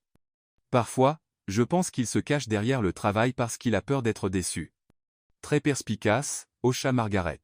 « Et toi, de quoi as-tu peur ?» La question prit Emma au dépourvu. « J'ai peur de ne pas être assez, » admit-elle. « De toujours atteindre quelque chose qui est juste hors de ma portée. »« Ah » dit Margaret doucement, prenant la main d'Emma. « Ma chère, si James t'a choisi, c'est parce que tu es plus qu'assez. Il est peu, être têtu, mais ce n'est pas un idiot. » Cet après-midi-là, James proposa qu'ils cuisinent le dîner ensemble. Margaret insista pour aider, malgré ses protestations. « Mamie, tu devrais te reposer. »« Sottises. Suisener, c'est relaxant. Et puis, je veux voir comment vous travaillez ensemble. » La cuisine de la maison était plus grande que tout l'appartement d'Emma, avec des appareils professionnels qu'elle savait à peine utiliser. Mais quand James commença à couper des oignons et que Margaret prépara des épices, Emma se sentit chez elle. « James, tu coupes ces oignons comme s'ils étaient des diamants, » dit Emma, prenant le couteau de ses mains. « Laisse-moi faire. Je sais couper des oignons. » protesta-t-il. « Je sais que tu sais, mais tu les rends trop parfaits. Pour un ragoût, ils doivent être un peu irréguliers. » Margaret observa l'échange avec intérêt. « Elle a raison, James. Tu as toujours été trop perfectionniste, même en cuisine. » Pendant qu'il préparait un ragoût simple, choix de Margaret, car elle disait être fatiguée de la nourriture de chef, Emma remarqua à quel point James se détendait en cuisine. Il riait aux histoires de Margaret sur son enfance, se moquait de ses propres compétences culinaires limitées, et semblait sincèrement heureux. « Emma, » dit Margaret en assaisonnant le ragoût, « puis-je te poser une question personnelle ? » « Bien sûr. Aimes-tu mon petit-fils » La question tomba dans la cuisine comme une bombe. James s'arrêta de couper des carottes et regarda Emma, attendant. Emma sentit son visage s'échauffer. Comment pouvait-elle répondre à cela? Techniquement, tout était faux, mais les sentiments qu'elle avait développés pour James étaient bien réels. Commença-t-elle, puis regarda James et décida d'être honnête. Oui, je l'aime. Quelque chose changea dans l'expression de James quand elle dit cela, un mélange de surprise, de soulagement et de quelque chose qu'elle ne pouvait pas tout à fait lire. Et toi, James? Demanda Margaret. Complètement, dit-il sans hésiter, toujours en regardant Emma. Je suis complètement amoureux d'elle. Margaret top des minds. Merveilleux. Maintenant, finissons ce ragoût avant qu'il ne brûle. Mais Emma pouvait à peine se concentrer sur la nourriture. La façon dont James avait répondu, le ton de sa voix, la manière dont il continuait à la regarder, il y avait quelque chose qui allait bien au-delà de faire semblant pour une grand-mère malade. Pendant le dîner, Margaret partagea des histoires sur James enfant, comment il construisait des entreprises imaginaires avec des blocs de jouets, comment il défendait toujours les plus petits à l'école, comment il la surprenait quand elle était déprimée. Une fois, quand j'avais une pneumonie, il a vendu tous ses jouets pour m'acheter des fleurs, dit Margaret. Il avait 9 ans. Il disait que les fleurs m'aideraient à guérir plus vite. Emma regarda James, qui semblait légèrement gêné mais souriait. J'aime toujours offrir des fleurs aux gens qui comptent, dit-il, regardant Emma. Après le dîner, ils s'assirent dans le salon. Margaret dit qu'elle était fatiguée, mais Emma remarqua qu'elle observait toujours discrètement comment elle et James interagissaient quand ils pensaient que personne ne regardait. Eh bien, dit enfin Margaret en se levant, je crois que je vais me coucher. Le voyage a été long. Elle embrassa James sur le front, puis s'approcha d'Emma. Merci pour le dîner, murmura-t-elle à son oreille. Ça faisait longtemps que je n'avais pas vu mon petit-fils aussi heureux. Tu es bonne pour lui. Quand Margaret monta à l'étage, Emma et James restèrent seuls dans la pièce. Le silence entre eux était lourd de tout ce qui avait été dit pendant le dîner. Tu lui as menti, dit enfin James. Emma sentit son estomac se nouer. À propos de quoi? Quand tu as dit que tu m'aimes, dit James. Parce que si c'était un mensonge, c'était le mensonge le plus convaincant que j'ai jamais entendu. Il s'approcha. Mais si c'était la vérité? Emma le regarda, son cœur battant la chamade. Et si c'était la vérité? Alors tout change, dit-il, maintenant juste devant elle. Parce que je n'ai pas menti quand j'ai dit que je suis amoureux de toi. Cette fois, quand il se pencha, Emma ne recula pas. Le baiser fut d'abord doux, hésitant, comme s'ils exploraient un terrain inconnu. Mais quand Emma lui rendit son baiser, l'approfondissant, James l'attira plus près. Quand ils se séparèrent enfin, ils étaient tous deux essoufflés. « C'est réel » murmura Emma. « Aussi réel que tout ce que j'ai jamais ressenti » dit James, posant son front contre le sien. Et pour la première fois depuis le début, Emma ne portait aucun masque. Emma se réveilla le dimanche avec une étrange sensation dans la poitrine.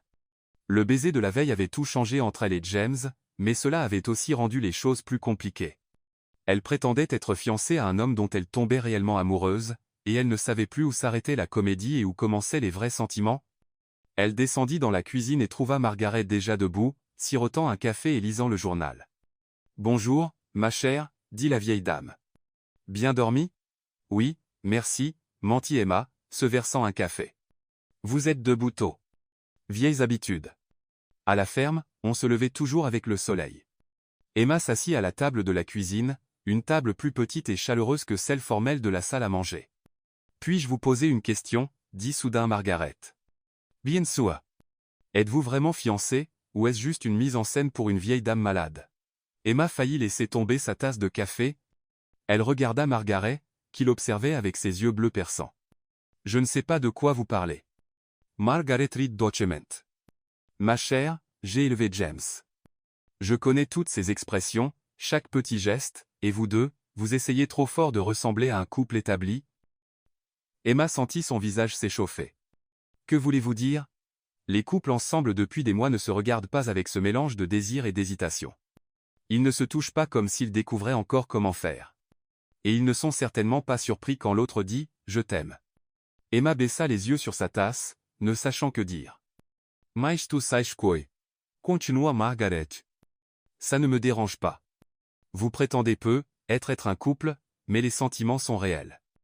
On ne peut pas feindre la manière dont vous vous regardez. » Même Kate. Margaret, courriait-il. Et pas besoin d'expliquer. James doit avoir ses raisons pour monter cette comédie. Ça a probablement à voir avec son habitude d'essayer de tout résoudre tout seul, mais je vois qu'il tient vraiment à toi. À ce moment-là, James entra dans la cuisine, les cheveux en bataille et portant un t-shirt décontracté. « Bonjour » dit-il, se dirigeant directement vers la machine à café. « Vous complotez déjà toutes les deux ? » « Juste des discussions sur les femmes » dit Margaret innocemment. « Emma, tu devrais lui parler de cette offre que tu as reçue. » Les yeux d'Emma s'écarquillèrent.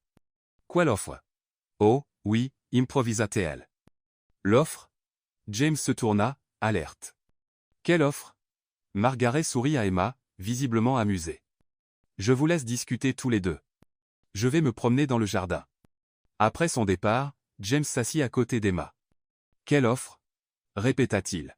« Ta grand-mère testait notre dynamique, » expliqua Emma. « Elle sait, James. Elle sait qu'on n'est pas vraiment fiancés. » James soupira et passa ses mains dans ses cheveux. « Je me doutais qu'elle le découvrirait. Elle a toujours été perspicace. » « Alors, quoi maintenant ? Va-t-elle nous dénoncer ? » ?»« Non. Si elle pensait que c'était totalement faux, elle m'aurait déjà confronté. Le fait qu'elle plaisante à ce sujet signifie qu'elle voit quelque chose de réel entre nous. » Ils restèrent silencieux un moment, sirotant leur café, réfléchissant à la conversation. « Emma, dit enfin James, à propos d'hier soir, le baiser. »« Oui, » répondit Emma, sa voix prudente. « Ça complique les choses. »« Pourquoi ? » ?»« Parce que maintenant, je ne sais plus ce qui est réel et ce qui est du faux-semblant, et ça me fait peur. » James se tourna pour lui faire face complètement. « Emma, je vais être totalement honnête avec toi. Hier soir était réel. Tout ce que j'ai ressenti, tout ce que j'ai dit, c'était réel. Mais après, quand ta grand-mère partira et qu'on n'aura plus à prétendre. » « Qui a parlé de prétendre ?» Avant qu'Emma ne puisse répondre, le téléphone de James sonna. Il regarda l'écran et fronça les sourcils. « Je dois prendre cet appel. C'est mon avocat. » Il quitta la cuisine pour répondre, laissant Emma seule avec ses pensées embrouillées. 15 minutes plus tard. James revint, l'air troublé. « On a un problème, dit-il. »« Quel genre de problème ? » ?»« Ma famille, pas mamie, les autres. Mes oncles, cousins, le conseil d'administration de l'entreprise. Ils ont appris nos fiançailles. » Emma sentit son estomac se nouer. « Comment ? Isabelle. Elle l'a dit à tout le monde qu'elle connaît. Et maintenant, ils veulent te rencontrer officiellement. Qu'est-ce que ça veut dire ? James s'enfonça dans la chaise. Ça veut dire qu'ils voudront des certificats de naissance, des informations sur ta famille, tes études, ta situation financière. Ils vont tout fouiller. Et quand ils découvriront que je suis juste une fille pauvre qui vend des bonbons, ils me pousseront à rompre les fiançailles, dit-il doucement. Ils diront que tu cours après mon argent, que tu ne t'intègres pas dans la famille. Emma s'élève brusquement. Don't, c'est fini. La comédie s'arrête ici. Emma. Non James. Je ne vais pas subir l'humiliation d'être investigué et jugé par des gens qui ne me connaissent même pas. Et je ne vais pas causer de problème avec ta famille ou ton entreprise. Ils n'ont pas d'importance pour moi. Mais ils devraient, interrompit-elle. C'est ta vie, ta famille, ton entreprise. Je ne suis qu'une actrice temporaire dans cette histoire. James se leva et lui prit doucement les bras. Tu n'es pas temporaire. Pas pour moi. Comment peux-tu en être sûr? On se connaît à peine. Enlève tous les mensonges et les faux semblants. Qu'est-ce qui reste? Quelques rendez-vous maladroits et 3 jours à jouer un couple. Il s'agit de ça, dit-il, l'attirant plus près. Il s'agit de ce que je ressens quand je suis avec toi. Comment tu me fais rire, comment tu me défies, comment tu me donnes envie d'être un meilleur homme. Emma sentit des larmes lui brûler les yeux. Et si ce n'est pas assez? Et si ta famille a raison, et qu'on est vraiment de 2 mondes différents? Alors, nous construirons notre propre monde? Avant qu'Emma ne puisse répondre, Margaret apparut à la porte de la cuisine. Désolée d'interrompre, mais je viens de recevoir un appel intéressant, dit-elle avec une expression sérieuse. Il semble que ton cousin Robert arrive cet après-midi, James, et il amène quelques autres membres de la famille. Ils veulent rencontrer Emma officiellement. James marmonna quelque chose à voix basse. Mamie, je peux expliquer. Pas besoin d'expliquer quoi que ce soit, dit Margaret, les surprenant. Mais vous deux, vous devez décider une chose, allez-vous affronter ça ensemble, ou laisser les autres décider de votre avenir pour vous? Emma regarda entre James et Margaret, sentant le poids de la décision. Combien de temps avons-nous? Demanda-t-elle enfin. Environ 4 heures, répondit Margaret. Alors, dit Emma. Prenant une profonde inspiration, nous ferions mieux de commencer à préparer notre histoire. La vraie, cette fois. James sourit pour la première fois depuis qu'il avait répondu au téléphone. Tu es sûr? Non, admet Emma. Mais je vais essayer quand même. Parce que tu avais raison sur une chose, ce que je ressens pour toi est réel, et ça vaut la peine de se battre pour ça. Margaret Tappa des Minds. Excellent. Maintenant, faisons en sorte que vous deux ayez l'air d'un couple qui se connaît vraiment. Et Emma, ajouta-t-elle, sois toi-même. S'ils n'aiment pas, c'est leur problème, pas le tien. Alors qu'ils se préparaient à affronter la famille Carter, Emma se demandait si elle faisait la plus grosse erreur ou la meilleure décision de sa vie. Peut-être le découvrirait-elle dans quelques heures. À 14 heures, 3 voitures noires se garèrent devant la maison de James. Emma observa depuis la fenêtre de la chambre alors que des hommes et des femmes élégamment vêtus sortaient des véhicules avec des regards sérieux et déterminés. On dirait qu'ils viennent à un enterrement, murmura-t-elle. D'une certaine manière, c'est le cas, dit James, apparaissant derrière elle. Ils sont venus enterrer notre relation. Emma se tourna pour lui faire face. Il avait troqué ses vêtements décontractés pour un costume sombre, retrouvant sa posture de PDG, mais il y avait quelque chose de différent dans ses yeux, quelque chose qui ressemblait beaucoup à de la détermination. « Es-tu sûr de vouloir faire ça ?» demanda-t-elle, lissant la robe bleu marine simple que Margaret avait insisté pour qu'elle porte. « Je n'ai jamais été aussi sûr de quoi que ce soit. » La sonnette retentit, et Emma sentit son estomac se tordre. « Allons-y, dit James, lui offrant son bras. Il est temps de rencontrer les vautours. Dans le salon, 5 personnes les attendaient. Robert Carter, le cousin de James et vice-président de l'entreprise, était un homme dans la quarantaine avec des cheveux grisonnants et un sourire qui n'atteignait pas ses yeux. À côté de lui se tenait sa femme, Linda, une femme mince portant des bijoux surdimensionnés. Il y avait aussi 2 oncles de James et une femme plus âgée qu'Emma supposa être tante Clara. Margaret était déjà assise dans le fauteuil principal, observant la famille avec une expression amusée. « James, dit Robert en se levant, ravi de te voir. Et ce doit être la fameuse Emma. »« Emma Martinez, dit-elle, tendant la main. Robert la serra un peu trop fort, clairement dans une tentative d'intimidation. « Donc, Emma, parle-nous de toi. » James a été très discret sur tes détails personnels. « Que voulez-vous savoir ?» demanda Emma, s'asseyant à côté de James sur le canapé. « Eh bien, pour commencer, où as-tu étudié ?» demanda Linda, sortant un petit carnet de son sac comme si elle prenait des notes. J'étudie les arts culinaires au Manhattan Community College, répondit Emma honnêtement. Community College? Répéta Robert. Comme si les mots laissaient un mauvais goût. Et tes parents, que font-ils dans la vie? Ma mère est veuve. Elle a été couturière toute sa vie. Mon père est mort quand j'avais 16 ans. Il était électricien. Le silence dans la pièce était gênant. Emma remarqua les regards échangés entre les membres de la famille. Et tu travailles en vendant des bonbons dans la rue? Demanda tante Clara, sa voix dégoulinant de dédain. Je travaille à 3 emplois différents pour payer l'école et aider ma mère. Vendre des bonbons n'est qu'un d'entre eux, répondit Emma, gardant sa voix ferme. 3 emplois?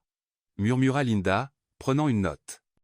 Et quand aurais-tu le temps pour les responsabilités d'une épouse de PDG? Avant qu'Emma ne puisse répondre, James se leva. Ça suffit, dit-il, sa voix tranchant l'air. Je ne vous laisserai pas interroger Emma comme si elle était une criminelle. James, chéri, nous essayons juste de comprendre, dit Robert, feignant l'innocence. Après tout, c'est un mariage très inattendu. Inattendu? James rit, mais c'était un rire froid. Vous savez ce qui est inattendu? Découvrir que ma famille est encore plus pleine de préjugés que je ne le pensais. Nous ne sommes pas pleins de préjugés, protesta Linda. Nous sommes pratiques. Tu as des responsabilités, une position sociale à maintenir. Tu ne peux pas épouser n'importe qui. N'importe qui? La voix d'Emma monta. Excusez-moi, j'ai un nom, et je ne suis pas n'importe qui. Bien sûr que non, ma chère, dit tante Clara sur un ton condescendant. Mais tu dois comprendre notre inquiétude. James héritera de l'entreprise familiale. Son épouse sera tenue aux mêmes standards. Et quels sont ces standards? Demanda Margaret, prenant la parole pour la première fois depuis le début de la réunion. Parce que je me souviens d'une époque où cette famille n'avait pas d'œufs sous à frotter ensemble. Mamie, murmura Robert. Ne me fais pas le coup du mamie, dit Margaret, se levant en s'appuyant sur sa canne. Avez-vous tous oublié d'où nous venons? Ton grand-père, Robert, était un immigrant irlandais arrivé ici sans rien. J'ai grandi dans une ferme, travaillant depuis l'âge de 5 ans. Aucun de nous n'est né dans ce luxe. Mais c'était il y a longtemps, argumenta Linda. Les choses sont différentes maintenant. Vraiment? Margaret regarda Emma avec chaleur. Parce que quand je regarde Emma, je vois la même chose que je voyais en moi à son âge. De la détermination, du courage, et l'humilité qui vient de connaître la valeur du travail acharné. Avec tout le respect, Mamie Margaret, dit Robert, les temps ont changé. L'entreprise a des responsabilités envers les actionnaires, une image publique à maintenir. L'entreprise se porte très bien, merci, coupa James. Et ma vie personnelle ne fait pas partie des discussions du conseil. Ta vie personnelle affecte l'entreprise quand tu es le PDG, rétorqua Robert. Alors être qu'il est temps que je reconsidère mon rôle de PDG. Le silence qui suivit fut assourdissant. Emma regarda James, choquée. James, que dis-tu? Murmura-t-elle. Je dis que si ma famille ne peut pas accepter la femme que j'ai choisie, alors être que j'ai choisi la mauvaise famille. Robert Pollitt. Tu ne peux pas être sérieux. Je suis tout à fait sérieux, dit James, prenant la main d'Emma. Emma me rend heureux. Elle me défie, me fait rire, me donne envie d'être un meilleur homme. Et si vous ne pouvez pas voir ça, le problème est le vôtre.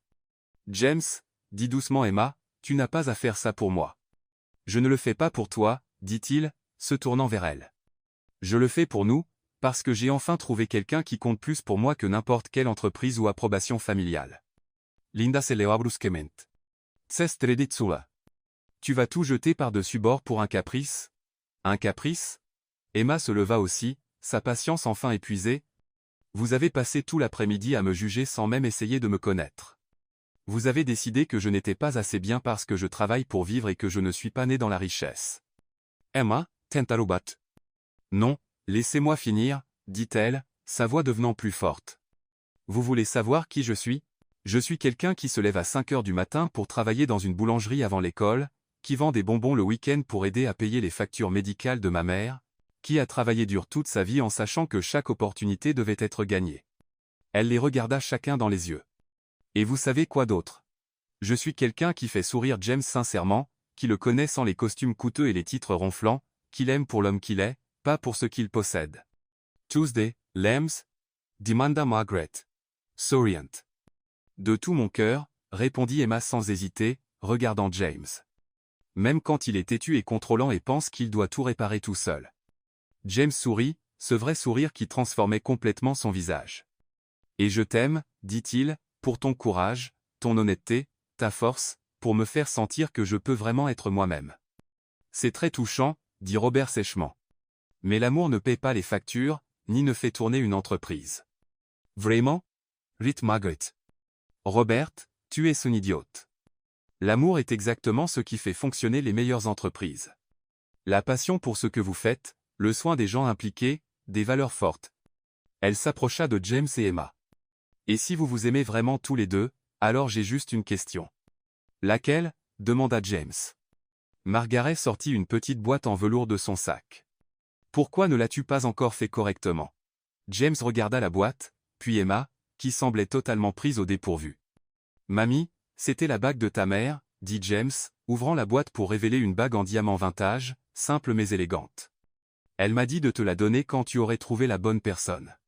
James prit la boîte avec des mains tremblantes et se tourna vers Emma, qui avait maintenant des larmes dans les yeux. Emma, dit-il, mettant un genou à terre devant sa famille choquée, je sais qu'on a commencé ça d'une manière étrange. Je sais qu'on a encore beaucoup à apprendre l'un sur l'autre, mais je sais aussi que tu es la meilleure chose qui me soit jamais arrivée. Il ouvrit la boîte. Veux-tu m'épouser, pour de vrai cette fois? Emma le regarda, à genoux devant elle, puis Margaret, qui souriait fièrement, puis le reste de la famille, toujours abasourdi. James Carter, dit-elle, souriant à travers ses larmes, es-tu vraiment en train de me demander en mariage devant les gens qui viennent de passer une heure à m'humilier? Oui, dit-il, souriant aussi. Parce que je veux que tout le monde sache que je te choisis. Je te choisirai toujours. Emma tendit sa main gauche. Alors oui, 1000 fois oui. James glissa la bague à son doigt et se leva pour l'embrasser, un baiser profond et passionné qui fit applaudir Margaret, et laissa le reste de la famille encore plus stupéfait. Quand ils se séparèrent, Emma regarda la bague à son doigt. Elle était parfaite, pas ostentatoire, mais significative. Eh bien, dit enfin Robert. La voix tendue, c'était inattendu. Toute la vie de James a été inattendue, dit Margaret joyeusement. Et regarde comme il s'en est bien sorti. Linda ferma, son petite carnette. Je suppose que, si c'est vraiment ce que tu veux, James. C'est ce que je veux, dit-il fermement, enroulant son bras autour de la taille d'Emma. Et j'espère que vous pourrez respecter cela, Robert. Bienvenue dans la famille. Emma. J'espère qu'on pourra repartir de zéro. J'aimerais ça, dit Emma, surprenant tout le monde par sa grâce. Après le départ de la famille, promettant de réfléchir à tout ce qui avait été dit, Emma, James et Margaret s'assirent dans le salon, encore sous le coup de l'émotion. Alors, dit Margaret, c'est pour quand, le mariage? James et Emma se regardèrent. Eh bien, dit Emma, vu qu'on vient de se fiancer pour de vrai il y a 10 minutes, peut-être qu'on devrait y réfléchir. Pourquoi pas le week-end prochain, suggéra James. Le week-end prochain? Les yeux d'Emma s'écarquillèrent. Pourquoi attendre? Il lui prit la main. On sait déjà qu'on s'aime, qu'on veut être ensemble, alors pourquoi attendre? Margaret tapa des mains à nouveau. Adoré. Un mariage simple, juste la famille proche et les amis. Emma les regarda tous les deux, sentant que sa vie venait encore de basculer. Vous êtes fou, dit-elle, mais elle souriait. Complètement fou, acquiesça James, l'embrassant encore. Et pour la première fois depuis le début, Emma ne prétendait pas être quelqu'un d'autre. Elle était exactement qui elle était. Une fille travailleuse qui aimait sa famille, qui n'avait pas peur de se battre pour ce qu'elle voulait, et qui était sur le point d'épouser l'homme de ses rêves. Une semaine plus tard, un samedi après-midi, le jardin derrière la maison de James avait été transformé en un cadre de rêve. Margaret avait insisté pour tout organiser elle-même, et le résultat était tout simplement magique. Emma regardait par la fenêtre de la chambre, portant la robe de mariée que Margaret avait portée 50 ans plus tôt, une robe vintage en dentelle délicate avec des manches 3/4 et une traîne discrète. Clara avait fait de petites retouches pour qu'elle lui aille parfaitement, et le résultat était à couper le souffle. « Tu es magnifique, ma chérie, dit Maria Martinez, sa mère, ajustant le voile simple dans les cheveux d'Emma. Clara apparut à la porte, portant une robe lavande en tant que demoiselle d'honneur. Emma. C'est l'heure. Et toi? Mon Dieu, tu es parfaite. James attendait à l'hôtel, à côté de l'officiant. Il portait un smoking bleu marine, et ne pouvait s'arrêter de sourire. Quand la musique commença, il regarda vers la maison, et tout son visage s'illumina.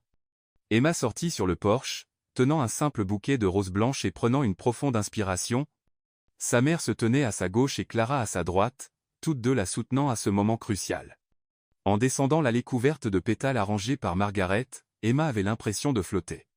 Tous les regards étaient sur elle, mais le seul qui comptait était celui de James. Il la regardait comme si elle était la chose la plus précieuse au monde, et Emma sentit des larmes de joie lui monter aux yeux. À mi-chemin, sa mère murmura « Ton père serait tellement fier ». Quand elles atteignirent l'hôtel, Maria embrassa le front d'Emma et plaça sa main dans celle de James. « Prends bien soin d'elle, dit-elle doucement. »« De toute ma vie, » répondit James, embrassant la main de Maria. L'officiant commença la cérémonie avec des mots simples mais sincères sur l'amour, l'engagement et le voyage qu'Emma et James entamaient ensemble. Quand vint le moment des vœux, James sortit un morceau de papier de sa poche. « Emma, commença-t-il, la voix légèrement tremblante, j'ai écrit et réécrit ces vœux 20 fois, essayant de trouver les mots parfaits, mais la vérité, c'est qu'il n'y a pas de mots parfaits pour décrire ce que tu représentes pour moi. » Il la regarda droit dans les yeux. « Tu m'as appris que être vulnérable n'est pas une faiblesse, c'est du courage. Que rire de soi-même est libérateur. Que le véritable amour ne consiste pas à être parfait, mais à accepter et célébrer les imperfections de l'autre. » Les larmes coulaient sur le visage d'Emma. « Je te promets de soutenir tous tes rêves, même les plus fous. Je te promets de ne jamais essayer de te changer, parce que tu es parfaite telle que tu es. Et je te promets de t'aimer chaque jour, pas seulement les jours faciles, mais surtout les jours difficiles. » Quand ce fut au tour d'Emma, elle n'avait pas besoin de papier. Les mots venaient directement de son cœur. « James, quand nous nous sommes rencontrés, j'essayais d'être n'importe qui sauf moi-même. Et tu as été la première personne à me donner envie d'enlever tous les masques. Et les sarras ses mains fortes. Tu m'as appris que je peux être forte et vulnérable en même temps. Que je peux rêver grand sans perdre mes valeurs, que je peux faire confiance à quelqu'un sans perdre mon indépendance. Je te promets d'être ta partenaire, pas ton ombre. Je te promets de te défier quand tu es trop têtu. Et je te promets de t'aimer, pas pour ce que tu possèdes, mais pour qui tu es quand personne ne regarde. » Quand l'officiant demanda s'ils s'acceptaient mutuellement comme mari et femme, ils répondirent tous deux oui d'une voix ferme, pleine d'émotion. « Par le pouvoir qui m'est conféré, je vous déclare maintenant mari et femme. Vous pouvez embrasser la mariée. » Le baiser fut long, plein de passion et de promesses silencieuses. Les invités éclatèrent en applaudissements et en cris de joie, mais Emma et James ne le remarquèrent à peine. Ils étaient perdus dans leur propre monde. Quand ils se séparèrent enfin, James murmura à son oreille. « Bonjour, Madame Carter. »« Bonjour, mon mari, » murmura-t-elle en retour, riant. La réception fut petite mais parfaite. Margaret et Maria s'entendirent immédiatement, partageant des recettes familiales et racontant des histoires embarrassantes sur l'enfance d'Emma et de James. Clara fit un discours hilarant sur comment elle était sûre qu'Emma rendrait James fou d'ici 6 mois. Même Robert porta un toast respectueux, admettant qu'il avait être jugé Emma trop rapidement. Quand la soirée se termina et que les derniers invités partirent, Emma et James s'assirent ensemble sur la balançoire du jardin, encore dans leur tenue de mariage, regardant les étoiles. « Alors, » dit James, jouant avec la bague à son doigt, « comment ça fait d'être une femme mariée ?»« Effrayant, » admit-elle. « Heureux, plein d'espoir, et encore un peu confus sur comment on en est arrivé là. »« Moi aussi, » rit-il. « Mais je ne regrette rien. »« Moi non plus, » dit Emma, s'appuyant contre lui. « Pas même les déguisements ridicules. »« Surtout les déguisements ridicules, » acquiesça James, embrassant le haut de sa tête. Des mois plus tard, Emma obtint son diplôme avec mention et ouvrit sa propre boulangerie, Les Douceurs d'Emma, dans un endroit charmant à Greenwich Village. L'entreprise décolla rapidement, attirant des clients fidèles non seulement pour les délicieuses gourmandises, mais pour l'énergie chaleureuse qu'Emma mettait dans tout ce qu'elle faisait. James avait trouvé un meilleur équilibre entre travail et vie personnelle, surtout après qu'Emma l'eut convaincu de prendre un partenaire pour partager les responsabilités de l'entreprise. Ils voyageaient ensemble, cuisinaient ensemble, et James apprit même à faire un brigadeiro correct. Un matin de printemps, Emma était dans la salle de bain de la boulangerie, fixant un test de grossesse positif, le cœur battant. Elle et James avaient parlé d'avoir des enfants, mais toujours comme quelque chose pour l'avenir. Apparemment, l'avenir était arrivé.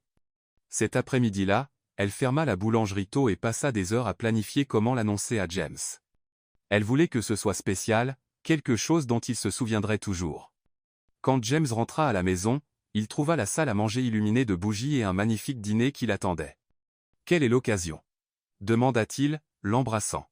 « Je voulais juste faire quelque chose de spécial pour mon mari, » répondit Emma, essayant de cacher sa nervosité.